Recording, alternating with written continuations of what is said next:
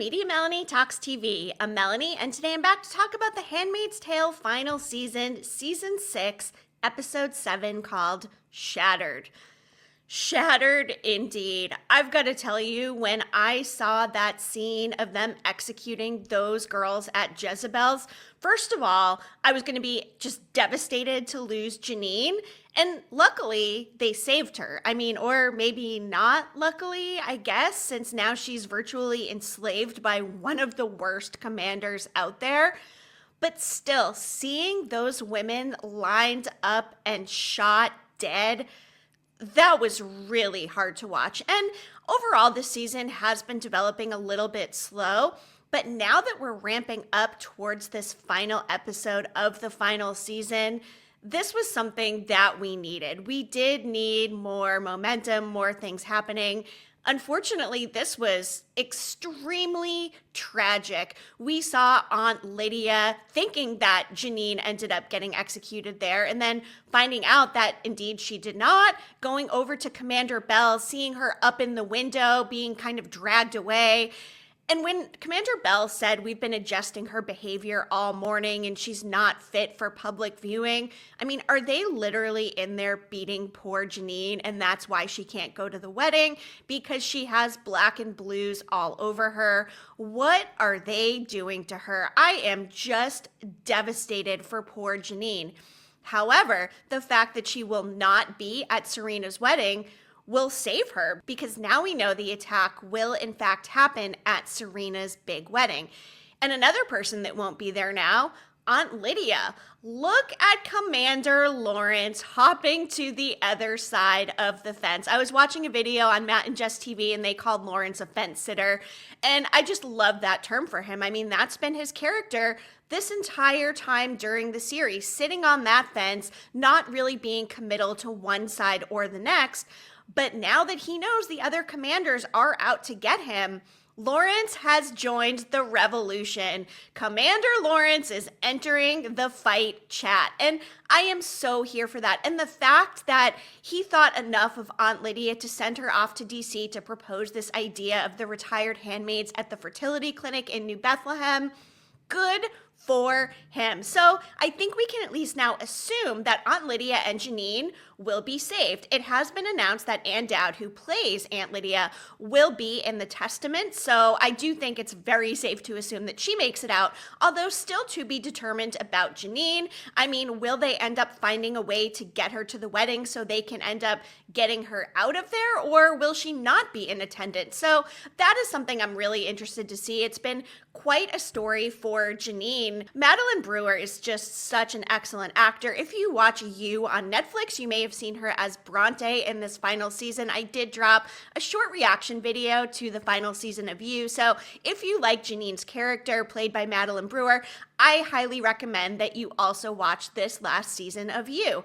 Fun to see her in kind of a different role, although for me, I mean, she will always be Janine. All right, before I get more into this episode where we see the fallout from Nick and June, the plan coming together for the wedding, please be sure to like this video, hit that subscribe button.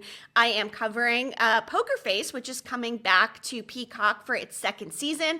That drops on May 8th with 3 episodes. It stars Natasha Lyonne. It's a really fun murder of the week type of series with a roster of guest stars that you seriously do not want to miss.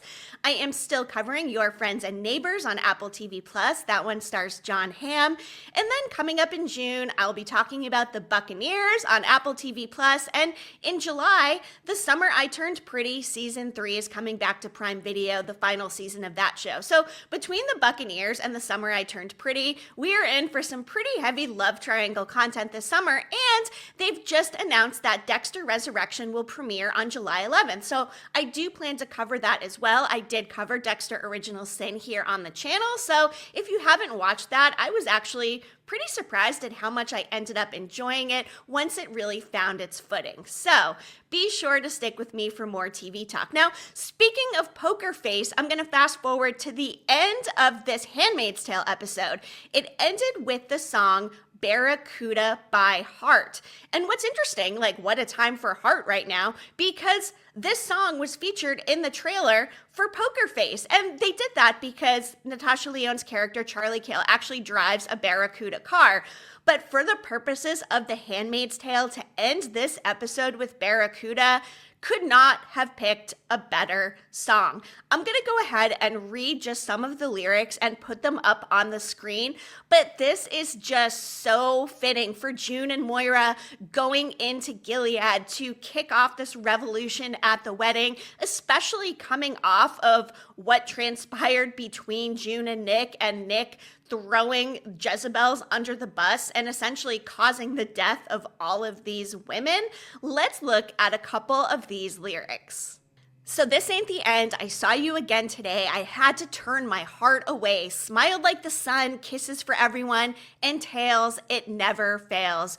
You're lying so low in the weeds. I bet you gonna ambush me. You'd have me down on my knees. Now wouldn't you, Barracuda? Oh. And it goes on. You can see the full lyrics up on the screen. But this is like the ultimate revenge anthem for June. She is finally ready to take Nick down. Now, the immediate reaction of them coming out of the closet and then their conversation when Nick was driving her back.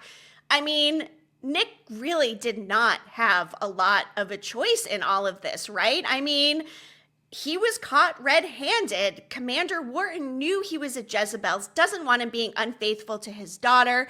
Nick did what he did. He's a complicated character. Now, was I devastated to see him actually throw this plan under the bus? Absolutely. But it could have been worse. I guess he could have outed June. He had the plans that he got in the safe. And while he didn't say that it was the girls at Jezebel's who were responsible for it, I think that's what Gabriel ended up just kind of gathering from what Nick did tell him. So yeah, that led to the closing down and execution of all the girls at Jezebel's. And what's interesting is when Commander Wharton said, oh yeah, I'm closing Jezebel's down, I mean, Serena was probably happy about that, but at the same time, closing down, I mean, obviously he was the one that gave the order to kill all of those women, right? Surely he didn't go and consult with Commander Bell to get the okay. He probably told all the commanders, okay, this is what we're doing. There was this plan in place. And then I'm sure Bell chimed in, okay, but, you know, we can't get rid of my girl over there. And can I just say how terrible Commander Bell is? I mean, I used to hate Fred Waterford, but I've got to say Commander Bell is right up there with Fred. They are just detestable. And I'm hoping all of the commanders end up dying, but you know what? I hope Bell gets it extra bad and goes down screaming and suffering in pain. What a terrible person. But really great actor by Timothy Simons playing this role, especially coming in a later season and just establishing himself as this villain, as this bad guy, whereas we did have more time to get to know Lawrence or Fred Waterford or some of the other commanders. So we don't have as much of a backstory, but I don't really think it matters because he's just terrible, and that's all we need to know. So that interaction between Nick and June, there was some pretty powerful dialogue there. And you know what hit me is when Nick said, "You never cared what I did unless I helped you." He talks about the fact that he killed those guards. I mean, one of them was young, had a family, you know, and Nick has made some pretty big sacrifices for June because at the heart of it all, despite what his position is and how far he's come into this leadership role in Gilead, he has always loved June, and that's been clear. He has done every single thing he could for her. And I do go back to that conversation about them going to Paris. I mean, obviously at that point, Nick knew what was going down and probably knew that Jezebel's was going to be no more. And did he actually think that he had a chance to run away to Paris with June? Was this just a last chance at that? Was there ever a chance they actually could have gotten out? And then the fact that he expected her to go without Hannah, I mean, Hannah is at the heart of all of this. And I think that's one thing that Nick keeps forgetting is like, June's still got a daughter out there. And I mean, yeah, so doesn't Nick. He's got Nicole/Holly up in Alaska with June's mom. But he doesn't really seem to care as much about that, or even his baby on the way for that matter, as he cares about June. And that has been apparent. And that's why it is so difficult with Nick as a character. I love Nick. I think he's super hot. I think he's made a lot of really great decisions for love and for June. But unfortunately, I mean, he's also where he's at. And like he ends up saying to Rita, you know, we all have to save ourselves in this ultimately. Like, it's about survival. And yeah, it is. But the look on poor Rita's face when she's saying, you know, we've been friends for a long time. We knew each other way back when. And Nick basically still is like, yeah, but we would have sold each other out if it came down to one of us surviving. And I mean, he's not wrong. Like he said, they were kind of afraid of each other and they would have crossed each other if they needed to. And now Nick's sitting back thinking June thinks I'm a monster. And I mean, of course she does. But Rita's trying to make him come around and be like, you know, it wasn't always like this. You didn't even really have a choice. You were brought up to be here. Like, what could you have done? And he has done a lot for June. But obviously, this was the factor that ended any chance of them being together. Nail, coffin, goodbye, Nick. And he's got this whole attitude, the only person you can really count on is yourself. And it's really sad that he's ended up here because June has counted on Nick in many different instances. And I think Nick has counted on June and that love. And like Nick says to her, we all want to save ourselves. We're humans. That's what we do. And June says, you're just like them. And Nick says, but you love me. What does that make you? Nick is not wrong because June does love him despite the fact of what his role is as a commander and the choices that he's made. But with everything they've been through also, how could she not love him? They do have a daughter together. And yeah, I mean, she's got blinders on. But what really hit this home for me was when she went back and talked to Luke about it. When June said, what was I supposed to do? And Luke said, well, to start, you could not be in love with a Nazi.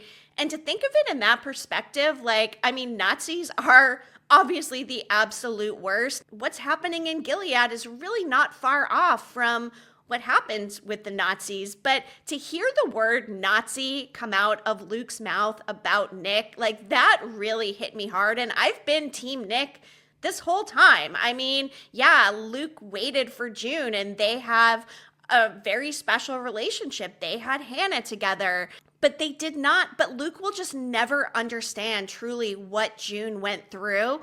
But I mean, Luke's right. Essentially, Nick is kind of a Nazi because he is complicit. But was Nick ever given a choice? I guess he's probably had opportunities to escape and work with Canada and whatnot, but he didn't. He's still there. And now he's wallowing in a pit of self-pity. And I am still holding out hope that there will be some kind of redemption arc for Nick. Can he still maybe get involved with Lawrence? Will Lawrence open up to Nick about this plan and allow Nick to try to redeem himself for this? What do you guys think? Is Nick now just fully on the other side and vested in Wharton's plan for New Bethlehem, and he's just gonna lean into being this evil commander like the rest of them? Or could he still somehow save the day or sacrifice himself and maybe make the ultimate sacrifice and die as part of this plan and perhaps aiding or saving June? Now, that would be such a tragic ending, but one I think I could live with because it is just a true testament to the true love that Nick and June do have, despite there being these tragic, extenuating circumstances about the environment that they've been placed in. I've got to say, I still have pretty mixed feelings about Nick. Like, I like his character. Am I disappointed that he did what he did? Of course I am. But again, did he really have a choice when Wharton is sitting there essentially threatening him? I mean, he could take away Nick's entire livelihood. He could shoot Nick dead if he wanted to. I don't even think Rose would really care at this point. But I guess, like I said, I'm still holding out some kind of hope for a redemption arc for this character. We can't have everybody just tragically dying, and I don't think we can have a happy ending either. It's got to come somewhere in the middle, and I think and hope that Nick will have a hand in allowing the success of this plan. So let's talk about the Serena of it all. First of all, I wasn't shocked to find out that she did not out Nick and June in her closet. Obviously, that would have had repercussions for her as well. So I can see why she protected them. She got her and Wharton out of the house to go on a walk with the baby. But she's so immersed in this wedding planning. And like Commander Lawrence says when he goes up to the Mayday operation to June, you just want Queen Wharton of Gilead out there being this figurehead for this new community. Why should Serena get to rise to the top again? And also, doesn't she see history is repeating itself? Like June said to her before, Fred wasn't Fred at the beginning of Gilead when things were forming. And similar to Wharton, she thinks he's a good guy, but he's not. I mean, he told her he was closing down Jezebel's. He did not say he was having every single person there executed. So it's only a matter of time until Serena finds out Wharton's true colors, which I think are more in line with the other commanders who all want Lawrence dead, want him up on the wall, and they really don't want New Bethlehem to end up succeeding. So Wharton's done a pretty good job playing this alleged good guy, but I think once Serena gets more information, perhaps maybe that will be enough for her to actually collaborate with Lawrence and help this Mayday plan. What do you guys think? Do we think that Serena is just so preoccupied with the wedding that she's got blinders on, she's not going to see any of this coming? Or do we think that there's a chance that Serena could also have a redemption arc when all the other wives are saying things like, oh, we thought you'd go to some tacky bridal shop in New Bethlehem, and they're all talking about what their husbands think about this new community? Serena's like, but what do you think? She is completely fooling herself here, thinking that she does have the power to impact change in New Bethlehem because she's kind of looking like a joke to all of these other commanders' wives who are picking away at her and obviously are not on board with this new plan of New Bethlehem. So is this going to eat away at Serena and maybe allow her to say, you know what, I don't want to be a part of this. Maybe she'll get up to the altar and call the whole wedding off. I mean, I don't necessarily see that happening because in a way, Serena loves to be the center of attention. She loves to be in power. And all of the minute details that she is going over to make this wedding perfection, I can't imagine her getting up there and then just all of a sudden saying no, unless maybe it is going to be part of the Mayday plan. But she also seemed pretty opposed to having handmaids at her wedding. She doesn't want handmaids to be a thing in New Bethlehem, except for the retired ones who will come and work at her fertility clinic. And like she says, having children who are healthy has been at the crux of this entire mission the whole time. She's still acting like a salesperson to sell this New Bethlehem idea that we as viewers now are kind of starting to realize this is all just some sort of pipe dream and big conspiracy, and eventually New Bethlehem's going to be no different than Gilead. So I do hope Serena comes around, but at the same time, it's like she's got this block up where she cannot see the reality right in front of her. And the fact that she is complicit in this history repeating itself once again, come on, Serena, I want you to hop over to the other side of the fence like Commander Lawrence has and actually cause change to happen here for real, not this fakey, oh, we're all under harmony and God and blah, blah, blah, blah, blah. Let's stop enslaving and raping women. And even though that's not happening right now in New Bethlehem, I mean, it's only a matter of time. And we pretty much got confirmation of that when Lawrence heard them say it right through the wall at Jezebel's. Let's talk more about the revolution. I did talk about June's return to the Mayday operation and that initial encounter that she and Luke had. And Luke is just like, why would you ever have trusted him? He's a commander in Gilead. And similar to Serena, who keeps making the same mistake, June's pretty much doing the same thing. And she has blinders on as well. But her blinders are the love that she has for Nick, not the mission of it all like Serena is into.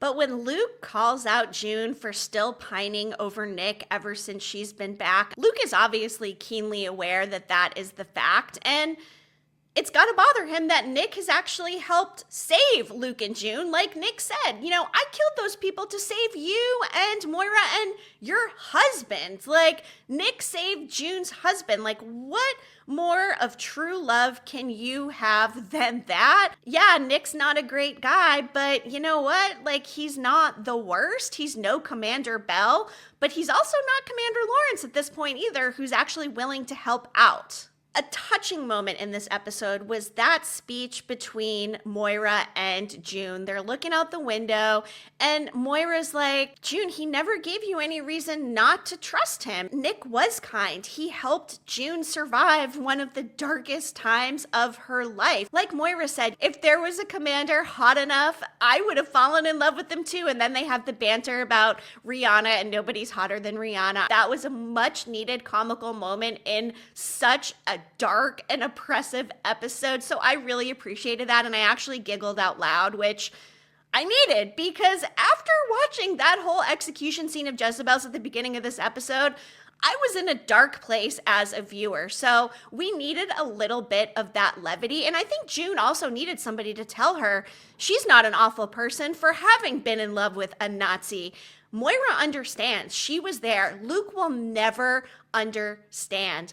But the fact that Luke and June are still together, like Luke said, he's not going to leave her and she's not going to leave him. And they ask each other, if it wasn't for Hannah being out there still, would we even still be together? But it seems like, yeah, they would. But in the back of my mind, I keep wondering, well, yeah, but is it only because now things are ruined between June and Nick? And maybe Nick did that to drive June away in a way as well, so she could live happily ever with Luke and not feel guilty about this love she has for Nick, which I would imagine is shattered, as the title of this episode implies.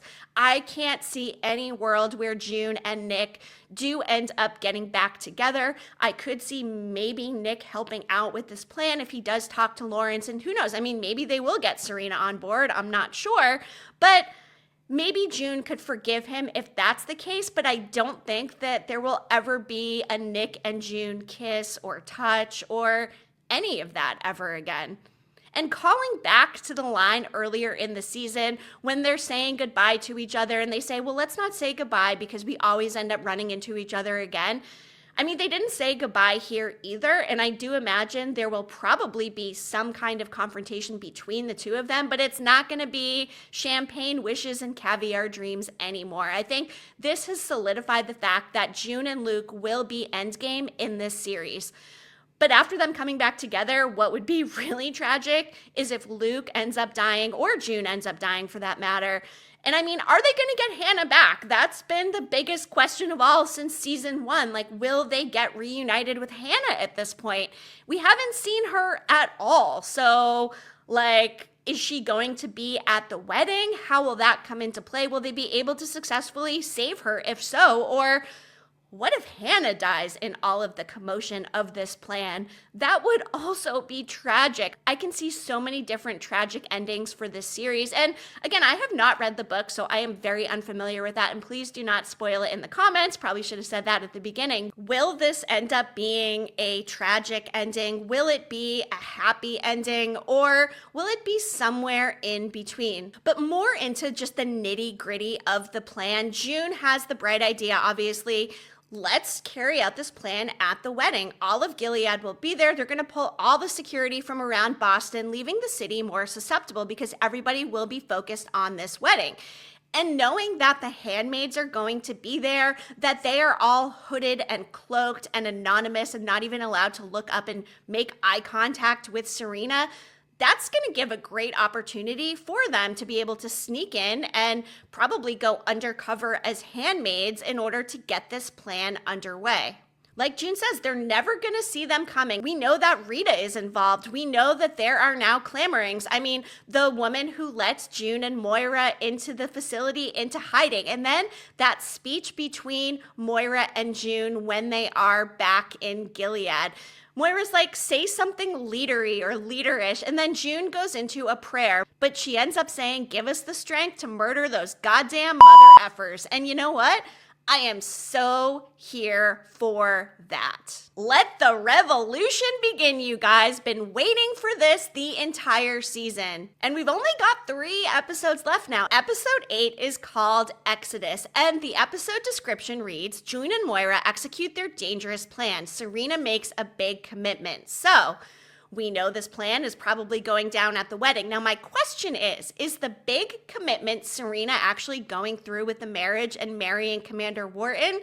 Or could it be the opposite and Serena actually commits to being complicit in this plan to take down all of the high-ranking commanders at her wedding? That is what I hope to see, but I do think the commitment probably refers to the wedding. What do you guys think? Drop it in the comments. Exodus itself is a book of the Bible. It is the second book, and it's the first part of the narrative of the Exodus, the origin myth of the Israelites, in which they leave slavery in biblical Egypt through the strength of Yahweh, their deity, who, according to the story, chose them as his people. So, does this mean that we are going to get all of the enslaved handmaids out of Gilead after this big plan goes down?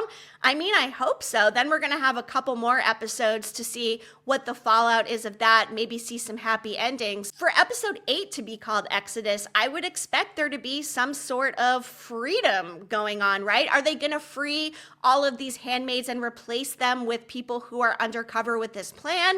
Will they be able to successfully get in enough of the Mayday people to go undercover as handmaids? I would love to see all of these women freed. It sucks that they killed all of the Jezebel's women. So hopefully we will see a happy ending for some women in Gilead. And the title Exodus does give me hope. What did you guys think of this episode? Did it hit you as hard as it hit me watching those women get executed? And again, it's kind of bittersweet. Yeah, it's great. Janine got saved and she's still alive, but she's essentially being held captive by Commander Bell. The thing I loved most about this episode, though, is the fact that Lawrence showed up and he is here to fight. And to Nick's point, yeah, they're all selfish. They're all humans. It's survival. They want to save themselves. So, of course, there is that component.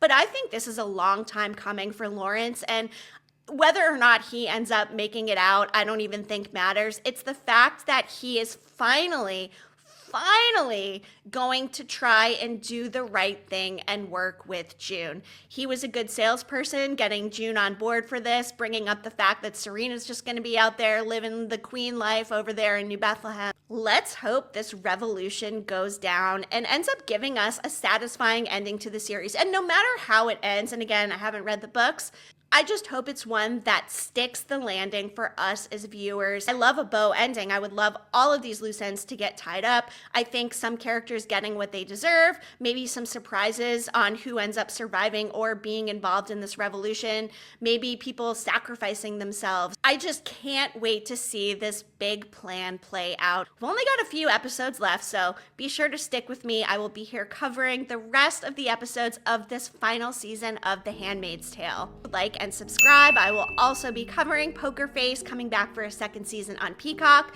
still covering Your Friends and Neighbors with John Hamm on Apple TV+. As previously mentioned, the Summer of Love Triangles coming in hot with The Buccaneers on Apple TV+, and The Summer I Turned Pretty on Prime Video, and then Dexter Resurrection also coming back in July, so we can expect a little darkness there as well. As always, if there are other shows that you'd like to see me talk about, definitely drop them in the comments, and I just appreciate you being here and tuning in. Media Melanie, clicking off.